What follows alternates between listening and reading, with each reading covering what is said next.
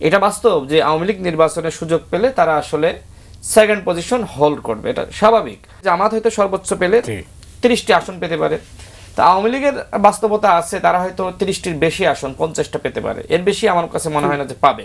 অনেকগুলো দল বলছে যে তারা আসলে নির্বাচন করতে দিবে না, মনে করেন যে এই আন্দোলনে তারা জিতলো, বাংলাদেশে নির্বাচন হলো না, তারপরে কি তারা কি আসলে নির্বাচন আটকিয়ে দেওয়ার পরে এই অন্তর্বর্তীকালীন সরকারকে রেখে দিবে, নাকি এই সরকার পরিবর্তন করার জন্য পদক্ষেপ নেবে? অথবা ডক্টর মোহাম্মদ ইউনূস নিজেই বিরক্ত হয়ে পদত্যাগ করলেন, তখন কি হবে? দেশে আরেকটি নতুন সংকট সৃষ্টি হবে। আমি প্রথমত ধরলাম যে তারা আন্দোলন শুরু করলো, নির্বাচন হতে দিবে না, এবং সেই আন্দোলনে এনিহাও যে কোনো কারণে আওয়ামী লীগ যুক্ত হলো।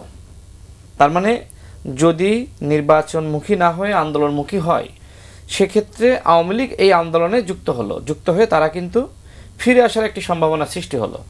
ভাই যেটি বললেন যে আওয়ামী লীগকে তো নিষিদ্ধ না করলে তারা নির্বাচনে গেলে এনিহাও তারা বিএনপির পরের পজিশনটা থাকতো।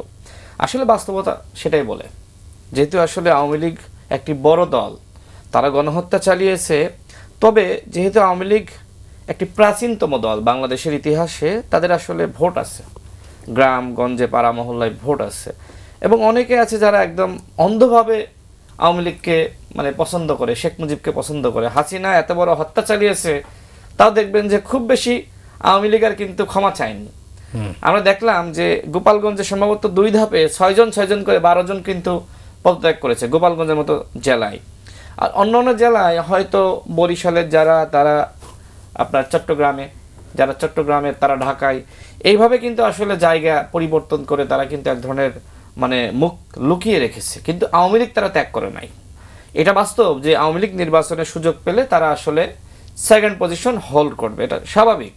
সেটা ভাই যেটি বললেন যে জামাত হয়তো সর্বোচ্চ পেলে 30টি আসন পেতে পারে, তা আওয়ামী লীগের বাস্তবতা আছে তারা হয়তো 30টির বেশি আসন 50টা পেতে পারে, এর বেশি আমার কাছে মনে হয় না যে পাবে, 50টা সর্বোচ্চ।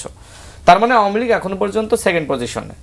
তো আওয়ামী লীগ যে অপরাধ করেছে তাদের আসলে পানিশমেন্ট হওয়া দরকার, আর সেই পানিশমেন্টটা হলো যে নির্বাচনে অন্তত তাদের কয়েকটা নির্বাচনে অংশগ্রহণের সুযোগটা না রাখা, যেটা দেশের যারা গণ অভ্যুত্থানের শক্তি তাদের একটা নীতিগত সিদ্ধান্ত। কিন্তু এই গণ অভ্যুত্থানের শক্তি যদি নির্বাচনে যাওয়ার নীতিগত সিদ্ধান্তের জায়গায় না থাকে, তাহলে কিন্তু ওই যে তারা আওয়ামী লীগকে নির্বাচনে যেতে দিবে না, ওই জায়গাটায় আর থাকা যাচ্ছে না, নির্বাচনই হচ্ছে না। দ্বিতীয়ত দেশে একটি সংকট সৃষ্টি হবে, এবং সেই সংকটের জন্য দায়ী থাকবো আমরা নিজেরাই। এখন তাহলে করণীয় কি? দেখেন, আমার কাছে যেটি মনে হয় যে এই বাংলাদেশকে তো গঠন করতে হবে। আমরা স্বাধীনতা অর্জন করেছি, স্বাধীনতা অর্জনের পরে রাষ্ট্রে গণতন্ত্র প্রতিষ্ঠা করা, ন্যায় বিচার প্রতিষ্ঠা করা, বিভিন্ন প্রতিষ্ঠান গড়ে তোলা, নাগরিককে প্রশিক্ষণ দেওয়া, সভ্যতা কালচার এই সম্পর্কে মানুষকে বোঝানো, সেই কাজগুলো কিন্তু আমরা এই দীর্ঘ 54 বছরে করতে পারি নাই। তাহলে এখন এই কাজগুলো আমাদের করতে হবে, আর এই কাজগুলো করার জন্য দরকার গণ অভ্যুত্থানের শক্তির মধ্যে একতা। এখন যে বিভক্তি লক্ষ্য করছি, ঠিক আওয়ামী লীগের সময়ে বিএনপি আওয়ামী লীগের মধ্যে, বা সেই সময় তো বিএনপি জামাত, বা আমরা একদিকে ছিলাম, আওয়ামী লীগ ভিন্ন দিকে, তখন কিন্তু এই ধরনের ডিবেট আমরা দেখতাম যে আওয়ামী লীগ একভাবে কথা বলছে আর আমরা ভিন্নভাবে কথা বলছি।